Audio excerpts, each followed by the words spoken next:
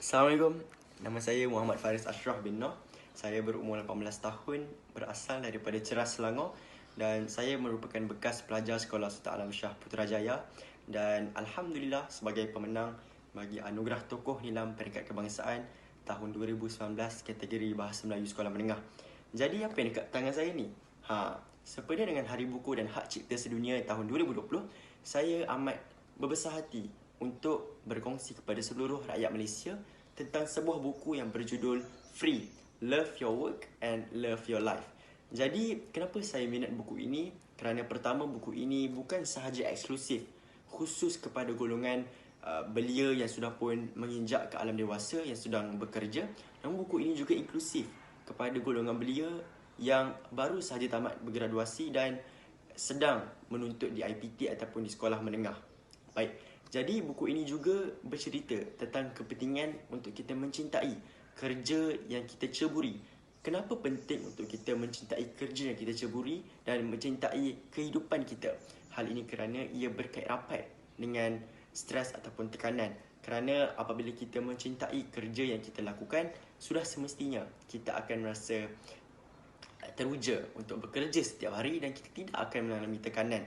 Tipulah kalau tekanan itu tak ada, tapi sekurang-kurangnya kita dapat untuk enjoy. Kita akan lebih cenderung untuk menikmati saat-saat waktu kita bekerja dan sebagainya.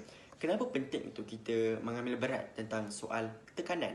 Kerana kita tahu tekanan ini akan mewujudkan isu lain yang lebih teruk, iaitu berkenaan dengan stres. Iaitu kita tahu stres ini akan mendatangkan komplikasi-komplikasi kesihatan yang lain. Contohnya seperti penyakit serangan jantung, darah tinggi akibat daripada tekanan yang kita peroleh. Dan bila kita bercerita tentang tekanan, ia bukan sahaja isu yang negara Malaysia ada. Ia juga adalah isu-isu global. Kita lihat negara maju seperti Amerika Syarikat, Eropah sekalipun juga menunjukkan data-data yang mana pekerja, majoriti pekerja dalam negara mereka juga mengalami isu tekanan di tempat kerja. Dan saya kira isu ini perlu untuk diambil berat dan dititik beratkan untuk kita basmi secara berperingkat. Buku ini mengajar kita pentingnya untuk kita mengamalkan flexibility. Kita perlu menyeimbangkan kehidupan peribadi dan kehidupan di tempat kerja.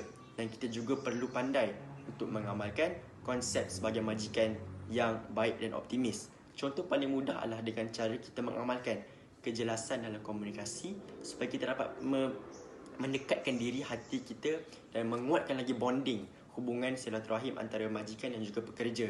Dan kenapa penting untuk kita mengamalkan keterbukaan dalam menghadapi sebarang bentuk kritikan? Kerana ianya penting dalam usaha pembangunan peribadi dan pembangunan syarikat organisasi, supaya kita tahu apa yang perlu untuk kita perbaiki dan apa kesilapan kita yang perlu untuk kita perbaiki dan tambah baik.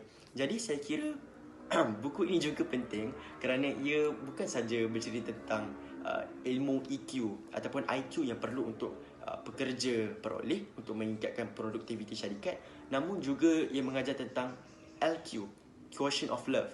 Bagaimana penting untuk kita mempunyai rasa prihatin, empati terhadap rakan-rakan sekerja, kerana di saat kita mula untuk prihatin tentang hal rakan sekerja, maka di saat itulah kita sedang menguatkan hubungan dan keakraban antara rakan sekerja, di akhirnya menyumbangkan kepada produktiviti syarikat ataupun organisasi.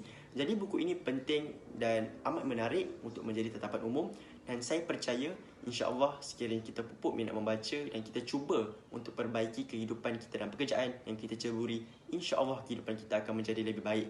Dan ada soalan? Okey, terima kasih. Assalamualaikum, selamat membaca dan selamat berpuasa.